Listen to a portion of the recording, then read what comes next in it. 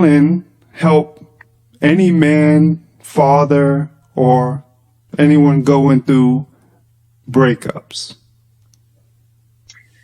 Yeah, I mean, I am such a proponent of journaling. I think it could be a life-saving thing in life. And I think particularly for men, men are traditionally told to suck it up and figure it out. And I like that sometimes. I think that's a great thing about being a man. You muscle your way through it. You figure it out. You hold yourself accountable. But if you're not taking time to be honest and open along the way, that's very unhealthy. You're gonna obviously push things beneath the surface. They're gonna fester there, and eventually it's gonna catch up with you. Journaling is one of those things that I think is so amazing because it's so personal. Not everyone wants to go to therapy. Not everyone likes spilling their secrets to strangers.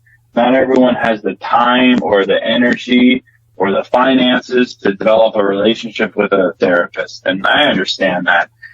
I support therapy in every form, but sometimes journaling can be the starting point and just as powerful. I mean, all journaling is taking what's in your heart and your soul and your mind and putting it on paper.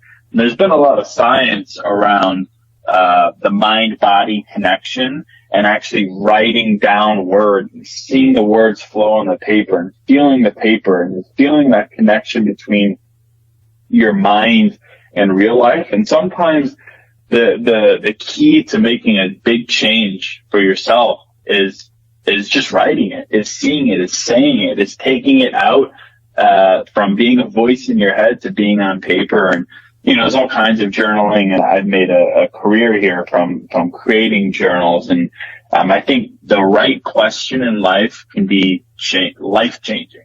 We'd all agree that one of the purposes of life is to go out and find answers, and we forget that to find answers in life, we have to ask ourselves questions. And journaling is asking yourself questions. Journaling is the ultimate form of mindfulness.